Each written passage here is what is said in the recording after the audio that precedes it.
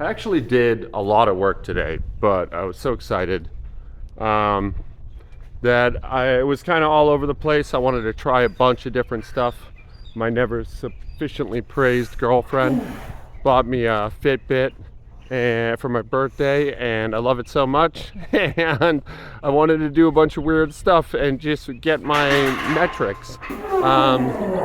So in the confusion, I lost track of what I was doing, and I really didn't film that much stuff. And the stuff I did film, I filmed really badly.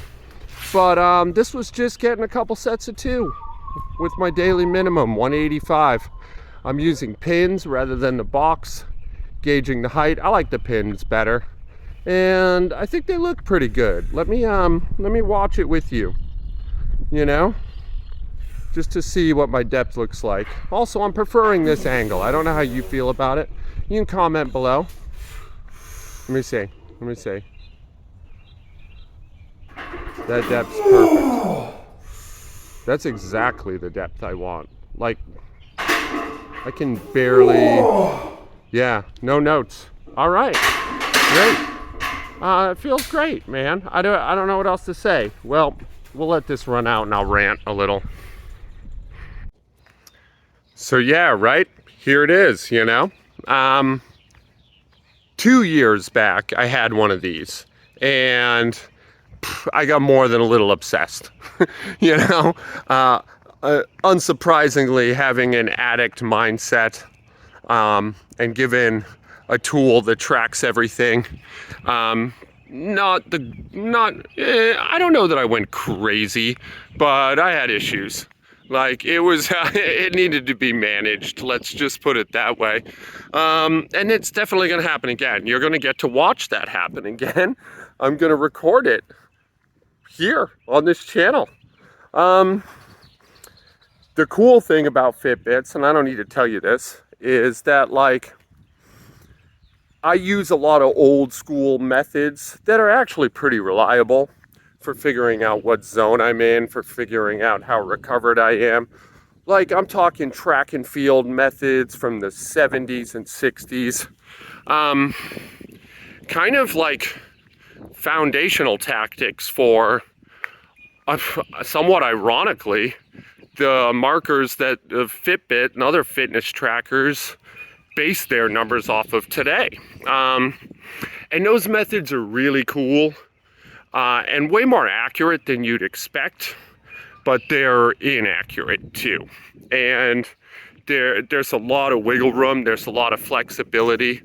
It doesn't account for variability very well, you know? Like everyone bitches about how the sleep metrics aren't very accurate. Well, that on the Fitbits, I mean, that's true. They're not, but they're reasonably accurate to you, meaning that if you treat yourself and the data as a baseline just for you and you don't compare it to anyone else, then you like your heart rate variability might not be accurate in terms of other people, but it's accurate to you yesterday and the day before with a marker.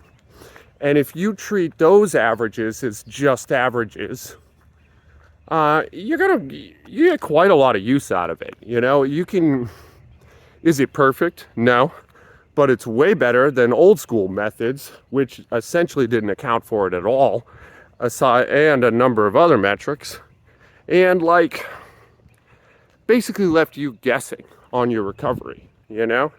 I don't have a pin perfect picture of my recovery with these things. Nobody does. But it's way better than the old school methods. And when you know if your recovery is shit or your recovery's been good, you can really tailor your training in a way more nourishing way. Somewhat strangely, if your device says your recovery is excellent, that doesn't necessarily mean you can go balls to the walls. But if it says your recovery is shit, definitely don't. You know? That's real. And it's reliable. And for a sweet little baby with very, very mild OCD and addiction problems like me, that shit can be very helpful. So yeah, I love my lady. She got me a Fitbit. She got me some cool books too. I'll show you those to you in a day or two. We got to get to the farmer's market. Everyone's mad at me right now. I know. What? A middle-aged white guy's going to a farmer's market? Yeah, it's true. It's not a myth. I'm going to pickle some vegetables. I don't give a fuck. All right? That was a weird way to end this video. So, all right. I'll see you tomorrow. Okay? Yeah. I love you guys. Be good to each other. I'm going to try hard to do the same.